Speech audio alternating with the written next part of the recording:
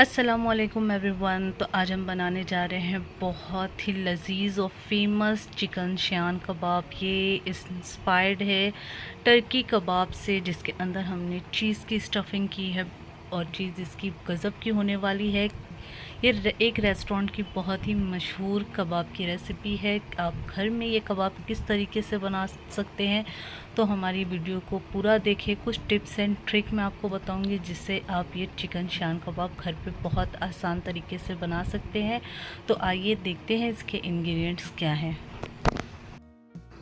हमने यहाँ पर एक मिक्सी का जार ले लिया है जिसके अंदर हमने 10 से 12 लहसुन की कलियाँ डाली हैं।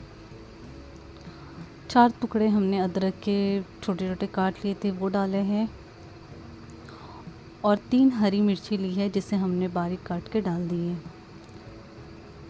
इसी के साथ कुछ पाउडर मसाले जाएंगे। 1 चम्मच हमने लाल मिर्ची ली, 1 चम्मच हमने गरम मसाला, 1 चम्मच ज़ीरा और 1 चम्मच हमने कश्मीरी लाल मिर्ची ली है। नमक आप अपने ज़रूरत के हिसाब से डाल लें। इन तमाम चीज़ों को आप अच्छे से डाल लें। एक प्याज को हमने बारीक ग्रेट कर लिया था, इसका एक्स्ट्रा पानी हमने अच्छे से निचोड़ के निकाल लिया है। तो आप भी पानी निकाल लें प्याज का। और यहाँ पर हमने 1 अदद नींबू का रस डाला है। पुदीना हमने यहाँ से 10 से 15 लीव्स डाले हैं। और आधी मुट्ठी के करीब यहाँ पर हम डाल रहे हैं धनिया की पत्ती। इसी के साथ हमने चिकन ले लिया था 250 ग्राम्स, पाव किलो के करीब, और हमने इसे क्यूब में कटवाया है, इसके अंदर डाल देंगे। और इसी के साथ हम यहाँ पर 6 से 7 चम्मच ब्रेड क्रम डालेंगे। अगर आपके पास ब्रेड क्रम नहीं है तो 3-4 स्लाइस आपने लेनी है ब्रेड की, वो डाल लें इसमें। और अब हम इसका अच्छा सा बैटर बना के तैयार कर लेंगे। अगर आपके पास चॉपर नहीं है तो आपने चिकन नहीं डाल के तमाम मसालों को अच्छे से पीस लेंगे और फिर उसके बाद उसमें चिकन डाल के आपने इसे अच्छे से पीस लेना है। और ये इस तरीके से हमने पीस लिया। आप देख सकते हैं हमने एकदम बारीक सा इसका पेस्ट बना लिया है।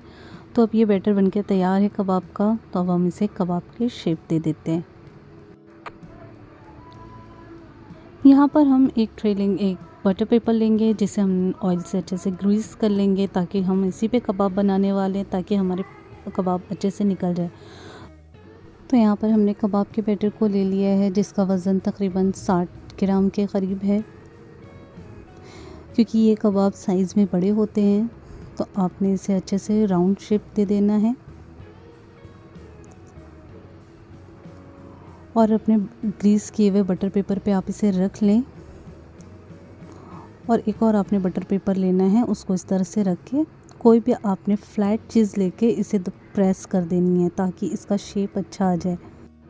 तो यहाँ पर मैं कबाब को शेप देने के लिए मैंने एक फ्लैट ढक्कन ले लिया है। अगर आपके पास पेटी प्रेशर है तो आप वो ले लें, और नहीं है तो इसी तरीके से हम घरेलू कोई ढक्कन ले लें जो एकदम सीधा फ्लैट हो, उससे हम कर लेंगे। यहाँ पर हमने एक कबाब को शेप दे दिया है, इसी तरीके से हम दूसरे कबाब को भी शेप दे लेंगे। आपने इसे अच्छे से प्रेस करना है ताकि इसका जो शेप है वो अच्छे से आ जाए। तो ऊपर से हम बटर पेपर को हटा लेंगे। अब हम इसके अंदर डालेंगे 1.5 चम्मच के करीब लिक्विड चीज़। इससे आपके कबाब में जो चीज़ की फिलिंग है वो बहुत ही बेहतरीन होती है, तो आप इसे ज़रूर डालें अंदर। फिल हमने बीच में ही करना है, कॉर्नर के साइड में नहीं करेंगे। इसके ऊपर हम 1 चम्मच के करीब मोज़रेला चीज़ डाल देंगे। आपने क्वांटिटी कम ही रखनी, बहुत ज़्यादा रखेंगे तो आपके कबाब आपसे होल्ड नहीं होंगे, वो अंदर से बहुत लिक्विडी हो जाएंगे तो टूट जाएंगे। तो आपने चीज़ कम डालेंगे। ऊपर से हमने जो कबाब को शेप दी हुई थी ये ऊपर से डाल के इसके कॉर्नर्स को हम अच्छे से बंद कर देंगे। तो आपने कॉर्नर्स के एजेस को अच्छे से लॉक करनी है।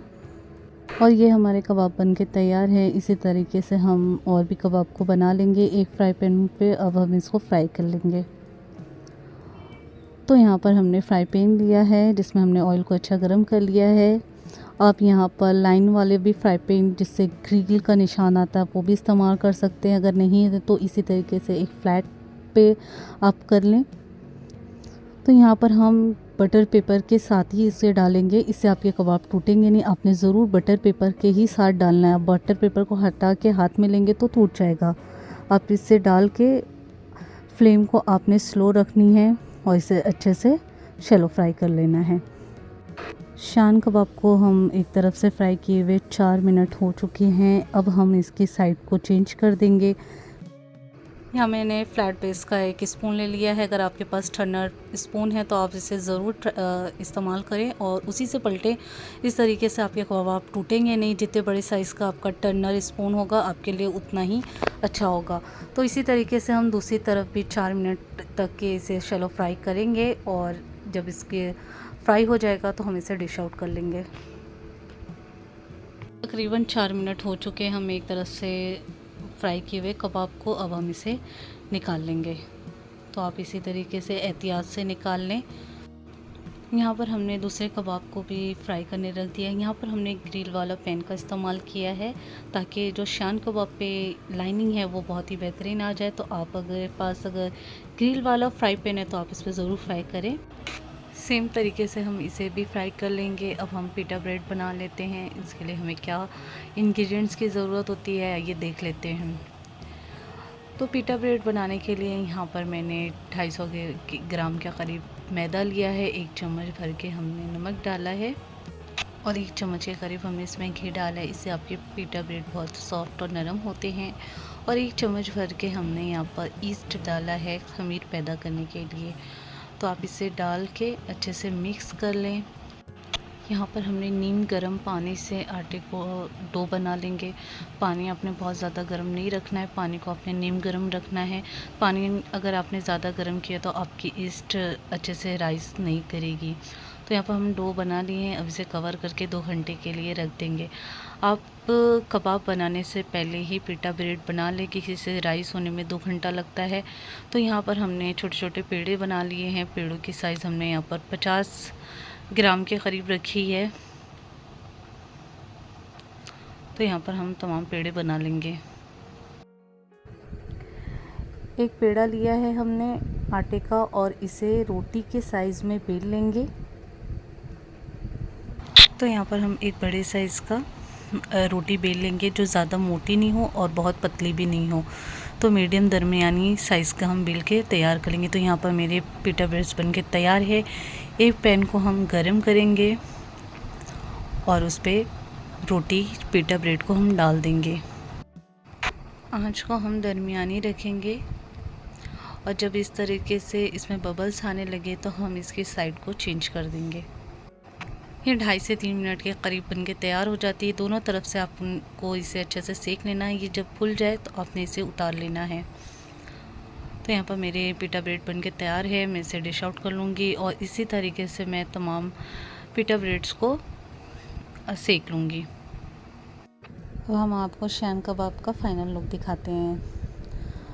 और ये हमारा बहुत ही लजीज और मज़ेदार सा शान कबाब बन के तैयार है। अंदर चीज़ से स्टफिंग इसकी बहुत ही ज़बरदस्त है और इसकी मेल्टेड चीज़ का क्या ही कहना, बहुत ही मज़े का बना है। आप अपने घर पे ज़रूर बनाएं। बनाना बहुत आसान है। जिस तरीके से मैंने आपको बताया आप सेम उसी तरीके से रेसिपी को फॉलो करेंगे तो बहुत ही बेहतरीन सा ये कबाब बन के तैयार हो जाएगा।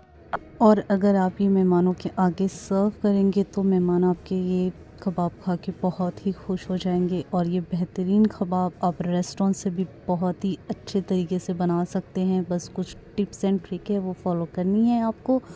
और ये बनके बहुत ही लजीज रखते हैं। अंदर इसकी स्टफिंग बहुत ही गज़ब की होने वाली है। तो आप ज़रूर बनाएं घर पे।